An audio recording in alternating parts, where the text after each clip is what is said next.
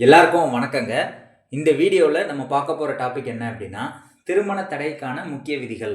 ஒருத்தருக்கு திருமணம் தடைப்படும் அப்படிங்கிறத இந்த 10 பாயிண்ட்ட நீங்க நல்லா புரிஞ்சுக்கிட்டாலே, அவங்களுக்கு திருமண தடை ஏற்படும் அப்படிங்கிறத கண்டுபிடிக்க முடியும். எந்த லக்னத்தில பிறந்திருந்தாலும் அந்த 10 பாயிண்ட்ட பார்ப்போம்.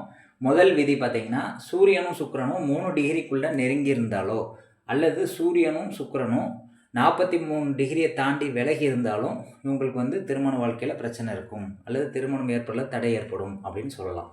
அடுத்து களத்திர கிரகங்களான சுக்கிரன், குரு, செவ்வாய், 7ஆம் அதிபதி இது எல்லாமே அஸ்தமனம் அடையக்கூடாது. அஸ்தமனம் அடைஞ்சால் திருமண வாழ்க்கையில் பிரச்சனை இருக்கும்.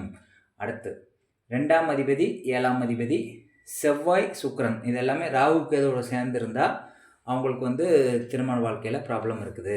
அடுத்து சூரியன் ராகுவோடு சேர்ந்தாலும் பெண் ஜாதகத்தில் திருமண வாழ்க்கையில் பிரச்சனை இருக்குது அப்படின்னு சொல்லலாம்.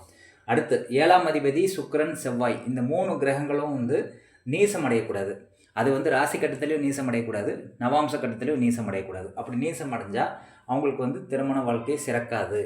அடுத்து குருவுக்கு 6லையோ 8லையோ சுக்கிரன் இருக்கக்கூடாது. இப்போ குரு மேசத்தில் இருக்குது, சுக்கிரன் கன்னியில் இருக்குது அப்படின்னா அப்படி இருக்கக்கூடாது.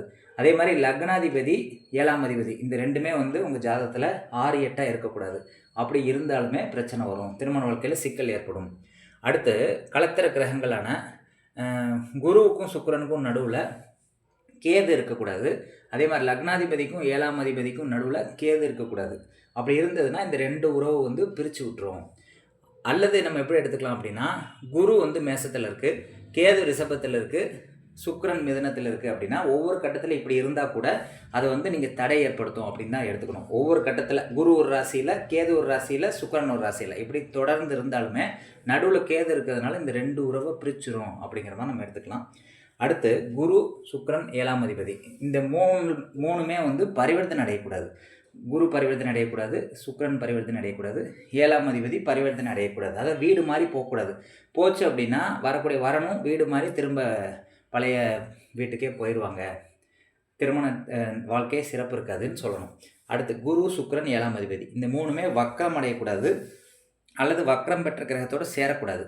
சேர்ந்திருந்தாலும் பாதிப்பை தரும். அடுத்து செவ்வாய் மற்றும் சனி ஒரு சேர 2, 7, 8ஆம் வீட்டை பார்வை செய்தல். செவ்வாய் சனி சேர்க்கை இருந்தாலோ, செவ்வாய் சனி ஒரு சேர 2ஆம் இடத்தையும் 7ஆம் இடத்தையும் 8ஆம் இடத்தையும் பார்க்கக்கூடாது. அப்படி பார்த்ததுன்னா திருமண வாழ்க்கை பாதிக்கும். அடுத்து சனி சந்திரன் சேர்க்கை இருந்தால் அது திருமண வாழ்க்கையில் பெரிய பிரச்சனையை கொடுக்குது. அடுத்து 1ஆம் பாவகம், 2ஆம் பாவகம், 7ஆம் பாவகம், 8ஆம் பாவகம், 12ஆம் பாவகம் இந்த 5 பாவகத்தில் மினிமம் ஒரு 4 பாவக்கிரகங்கள் இருந்தது அப்படின்னா அவங்க திருமண வாழ்க்கை ரொம்ப பாதிப்புக்குள்ளாகும் அப்படிங்கிறத நீங்கள் தெரிஞ்சுக்கலாம். உதாரணத்துக்கு லக்னத்தில் செவ்வாய் இருக்குது, 2ல் சனி இருக்குது, 7ல் ராகு இருக்குது, அதுக்கடுத்து பார்த்தீங்கன்னா 8ல் சூரியன் இருக்குது. இந்த மாதிரி தொடர்ந்து 4 கிரகம், இந்த 5 பாவங்களில் 4 பாவகிரகங்கள் இருந்தாலே அவங்க திருமண வாழ்க்கை சிறப்பில்லை அப்படின்னு சொல்லலாம். இப்படி ஒரு 10 விதிகள் எல்லா ஜாதகத்துக்கும் நீங்கள் அப்ளை பண்ணி பாருங்கள். இந்த விதிகள் மேட்ச் ஆச்சு அப்படின்னா உங்களுக்கு திருமண வாழ்க்கையில் பாதிப்பு இருக்குது அப்படின்னு சொல்லி நீங்கள் சொல்லலாம். இது புரிஞ்சிருக்கும்னு நான் நினைக்கிறேன். நன்றி, வணக்கம்.